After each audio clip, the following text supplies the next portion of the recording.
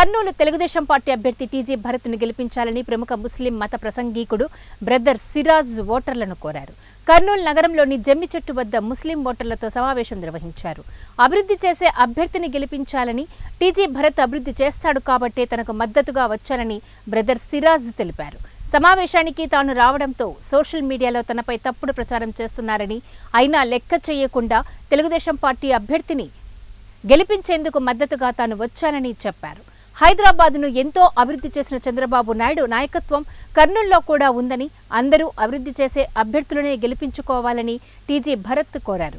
కార్యక్రమంలో మాజీ ఎమ్మెల్సీ ఇక్బాల్ పాల్గొన్నారు. వాళ్ళు ఎన్నుకుంటే కర్నూలుని ఒక గ్రోత్ అంటే అభివృద్ధిలో గ్రాఫ్ ఎట్లా పైకి పెరుగుతుందో అట్లా పెరుగుతుంది.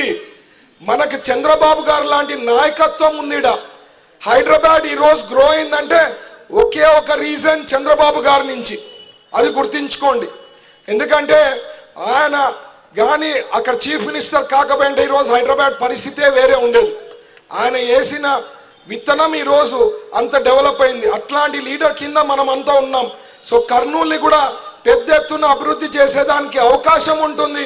ఈడ కులం మతం కాదండి, ప్రతి ఒక్కరికి ఆదాయం పెరిగేదానికి అవకాశం ఉంటుంది. ఫ్యాక్టరీలు తెస్తా, బిజినెస్ వ్యాపారాలు రొటేషన్ అవుతుంది, అందరికీ పెరుగుతుంది. లాస్ట్ 5 ఏళ్ల నుంచి బాధుడే కదా, అన్ని పెరిగినాయి కదా, నిత్యావసర సరుకుల నుంచి పెరిగినాయి కదా, మీకే తెలుసు అన్ని.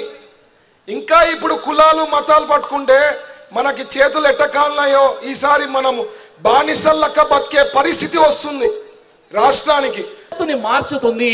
ఆ మార్చేటటువంటి పవర్ అనేది ఓటుకు ఉంది అన్న విషయాన్ని మనం మర్చిపోకూడదు. ఈ ఆంధ్రప్రదేశ్ లో మన ఈ తెలుగు రాష్ట్రాలలో దౌర్భాగ్యం, దురదృష్టకరం ఏంటంటే ఎలక్షన్ రాగానే ముస్లింలకే ఓటేయాలి, హిందువులకే ఓటేయాలి అనేటటువంటి ఏదైతే పైశాచికత్వం ఉందో దాని నుండి మనం బయటకు వచ్చేసి మనం ఓటు వేయాలి మానవత్వానికి, మనం ఓటు వేయాలి మంచి వ్యక్తికి, మనం ఓటు వేయాలి డెవలప్మెంట్ కి, మనం ఓటు వేయాలి మనతో పాటు ఉండి నడిచేవాడికి, మనం ఓటు వేయాలి మన అవసరాల్లో నిలబడేవాడికి, మనం ఓటు వేయాలి ఎవరైతే వెంటనే స్పందించి మన సమస్యని దూరం చేస్తారో. ఏ విధంగానైతే 2 సంవత్సరాల నుండి టీజీ భరత్ గారు, ఆయనతో 2 సంవత్సరాల నుండి నాకు మంచి పరిచయాలు ఉన్నాయి.